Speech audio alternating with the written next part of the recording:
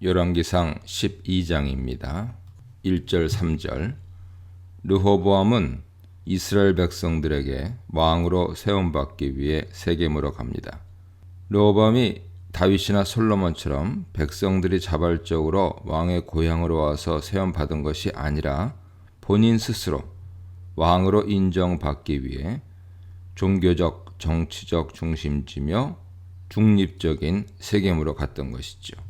백성들은 그의 아버지 솔로몬에게 많이 실망하여서 다윗 왕조에 대해 불만이 있었기 때문에 새왕 르호보암은 백성들에게 인정받기 위해 직접 움직였던 것입니다.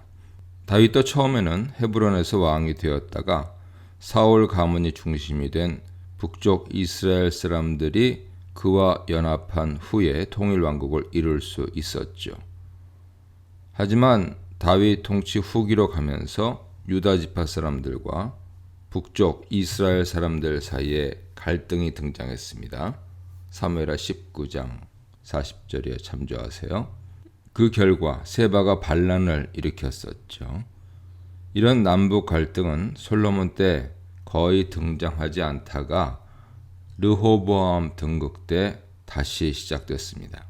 르호보암이 세겜으로 온다는 소식을 들은 이스라엘 사람 중 일부가 솔로몬 얼굴을 피해 애굽으로 도망가 있던 여로보암을 부릅니다.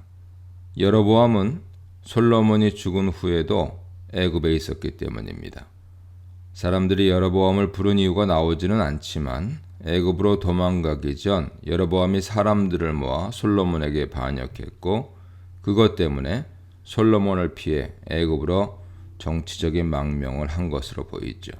그래서 이스라엘 사람들은 르호보암에게 맞설 대항마로 여로보암을 불러온 것입니다. 여로보암과 이스라엘의 온 회중이 와서라는 표현은 여로보암이 회중의 지도자로 르호보암 앞에 섰다는 것을 의미합니다. 4절로 5절입니다. 세겜에 모인 이스라엘 백성들은 르호보암을 왕으로 승인하기 전에 조건을 제시합니다. 그들은 솔로몬이 자신들의 멍에를 무겁게 했으니 이제는 노역과 무거운 멍에를 가볍게 해달라고 요청하면서 그렇게 하면 르호보암을 섬기겠다고 합니다. 여기서 멍에는 일하는 동물에게 지우는 것이죠. 강제노동이나 지나친 세금같이 백성들을 과중하게 압박하며 그들에게 의무 지우는 것을 상징적으로 표현한 것입니다. 무거운 노역, 무거운 멍에를 반복 사용하면서 솔로몬이 지은 노역과 세금이 너무 무거웠다는 사실을 강조합니다. 10장 14절에 따르면 솔로몬은 1년에 세금으로 금 666달란트를 거뒀는데 이것으로 금잔, 금방패를 만들고 레바논 궁의 모든 기물을 금으로 만드는 등 호화 생활을 했습니다.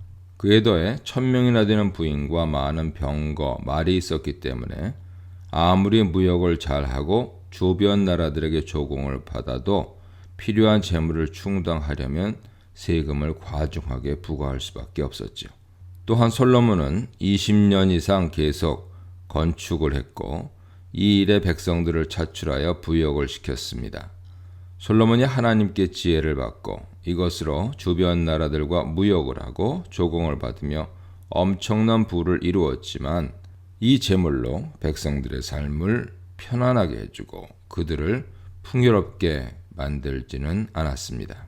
본인만 풍요롭고 사치스럽고 방탕하게 누리고 살았으며 나중에는 더 많은 재물을 조달하고 초호화 사치의 삶을 유지하기 위해 과중한 노역과 세금으로 백성들의 삶을 피폐하게 만들었습니다. 그의 이런 부정적인 부분이 솔로몬 이야기 속에는 간접적으로 언급되다가 르호보암 이야기에서 직접적으로 드러나고 있는 것이죠. 결국 솔로몬은 처음에는 선하고 지혜로운 왕이었지만 부유해지고 힘이 생긴 후에 하나님을 떠나면서 탐욕스러운 폭군으로 변했습니다. 백성들은 이런 폭정을 참고 지내다가 새로운 왕이 등극하자 새롭게 백성을 위하는 정치를 해달라고 요청한 것이죠. 이들 요청은 하나님 앞에서 정당한 것으로 왕은 백성들이 평화롭고 풍족하고 안전하게 지내도록 세움받은 것이지 백성을 착취하라고 세움받은 것이 아니기 때문이죠.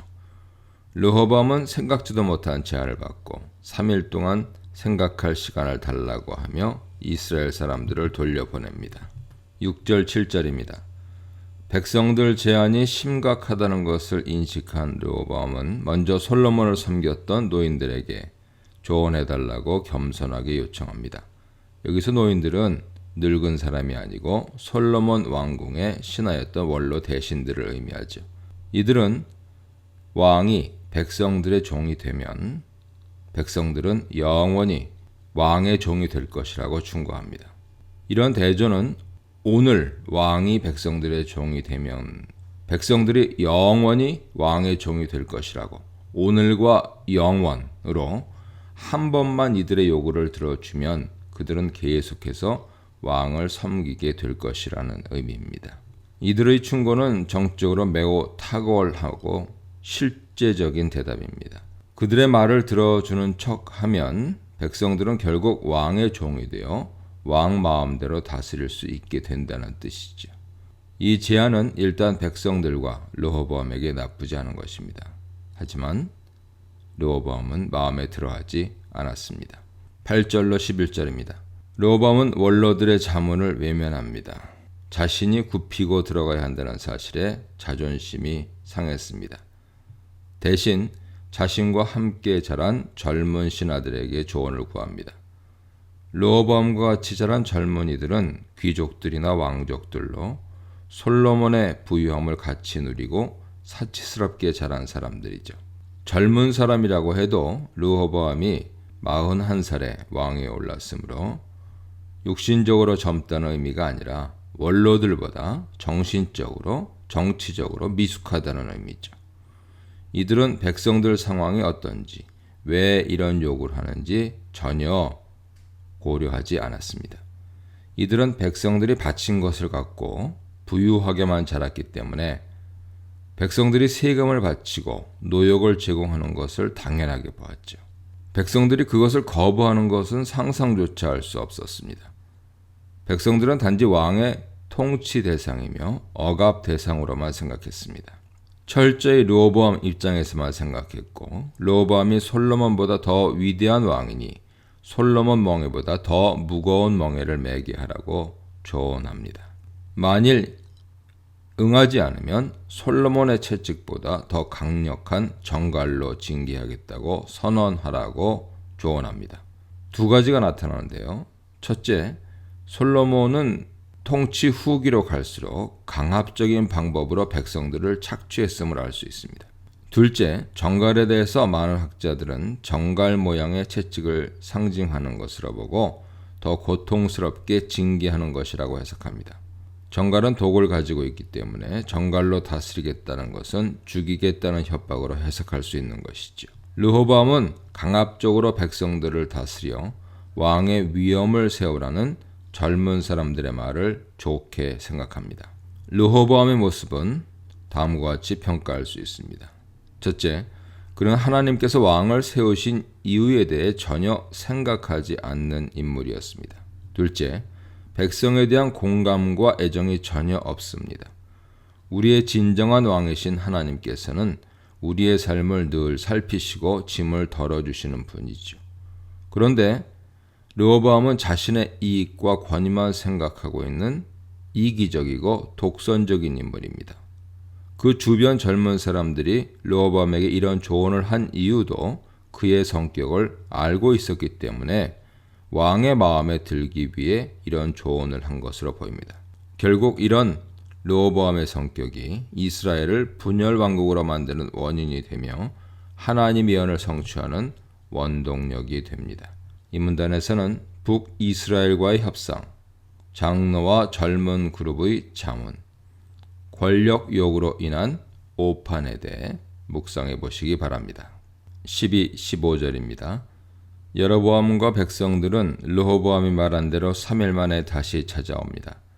화자가 백성들이 르호보암의 말을 따르고 있다는 사실을 언급한 것은 백성들이 아직까지 르호보암에 대해 나쁜 감정이 없으며 자신들의 요구를 따라주면 르호보암을 왕으로 인정할 작정이었다는 것을 보여주기 위한 것이죠.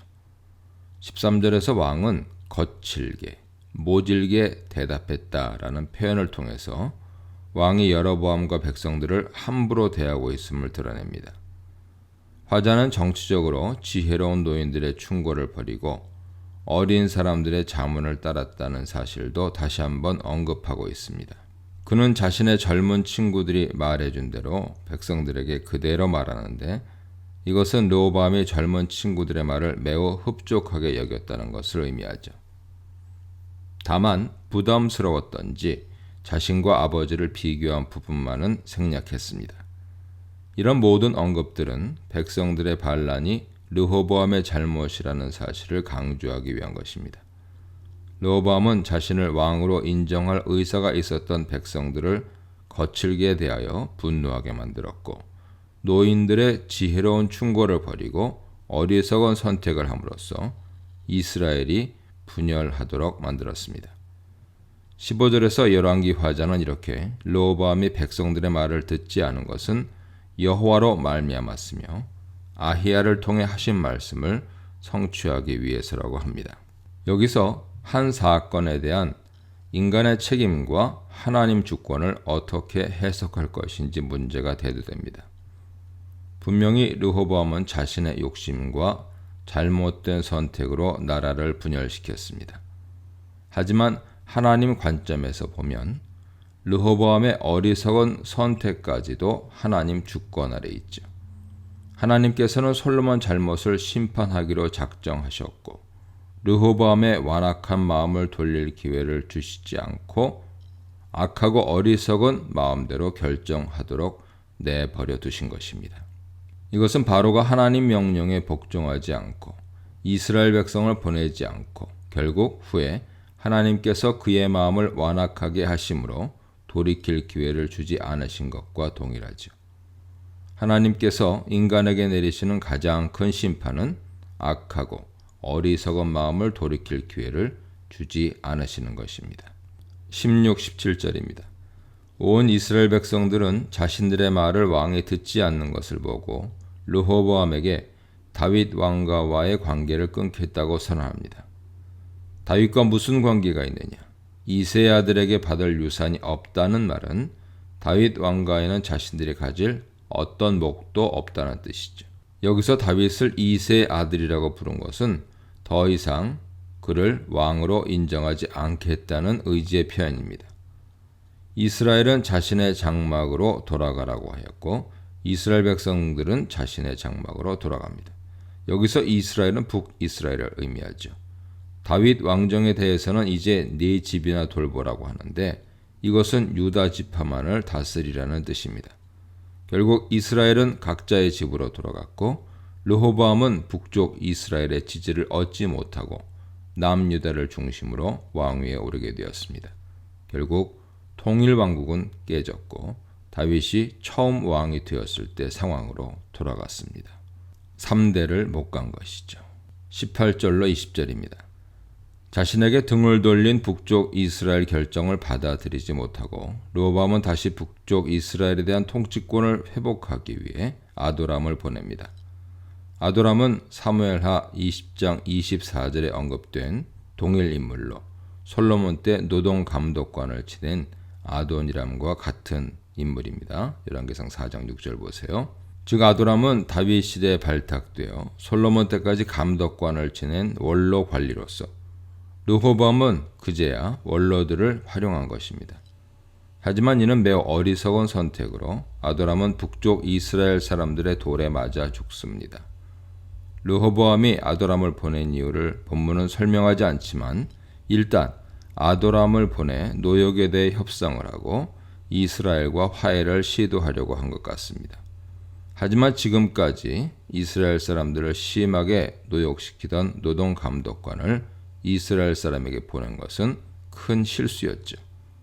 이스라엘 백성은 자신들을 지금까지 괴롭히고 학대한 아도람을 보면서 자신들이 학대당하던 기억을 떠올렸고 르호보암이 그를 통해 다시 포갑적으로 노역을 시킬 것이라 생각한 것 같습니다. 그래서 그들은 분노하여 아도람을 돌로 쳐 죽인 것입니다. 르호보암은 끝까지 백성들 마음을 이해하지 못하고 가장 아픈 부분을 건드렸으며 백성들과 화해할 기회를 완전히 잃어버렸습니다. 백성들의 강력한 항거에 놀란 르호보암은 더는 협상하거나 화해할 엄두를 내지 못하고 급히 수레를 타고 예루살렘으로 도망했습니다. 성난 백성들 행동에 생명의 위협을 느꼈기 때문이죠. 결국 이스라엘과 유다의 화해는 물 건너가고 다윗 가문과 이스라엘은 영원히 결별하게 되었습니다. 르호보암에게서 떠나온 이스라엘은 여로보암에게 사람을 보내 공회로 초청합니다. 3절에서는 이스라엘 사람 중 일부가 여로보암에게 사람을 보내어 불렀다면 지금은 온 이스라엘이 여로보암을 부르고 있습니다. 이스라엘 사람들은 여로보암을 왕으로 세웠고 유다 지파만 다윗 집에 남게 되었습니다. 11장 36절 이하에서 아히야 선지자가 예언한 것처럼 11장 13절에서 솔로몬에게 예언하신 것처럼 여로보암이 이스라엘 왕이 되었고 다윗 집에는 자신의 지파만 남게 되었습니다. 21, 24절입니다.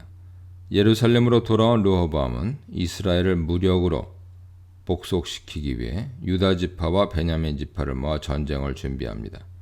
베냐민 지파는 지형적으로 유다 지파와 붙어있는 관계로 사사기 1장에 따르면 가나안 정착 당시부터 베냐민 지파 많은 사람들이 예루살렘에 거주했었습니다.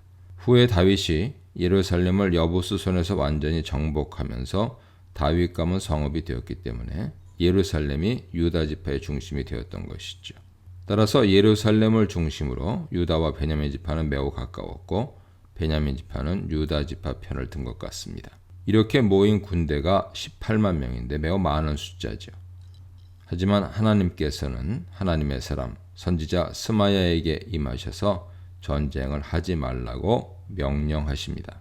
스마야가 하나님 말씀을 전한 대상은 유다 왕 르호보암, 유다와 베냐민 온 백성, 남은 백성들로 전쟁에 모인 모든 사람들에게 하나님 말씀을 직접 전달하여 혹시라도 르호보암이 하나님 명령을 어기고 전쟁하러 올라갈 가능성을 차단합니다. 르호보암은 왕국을 되찾을 욕심에 하나님 명령을 무시할 수 있지만 다른 백성들은 하나님 명령을 무시하기 어렵기 때문이죠. 여기서 르호보암은 이제 이스라엘 왕이 아닌 유다 왕으로 불립니다. 이는 분열 왕국을 기정사실로 받아들였다는 의미죠.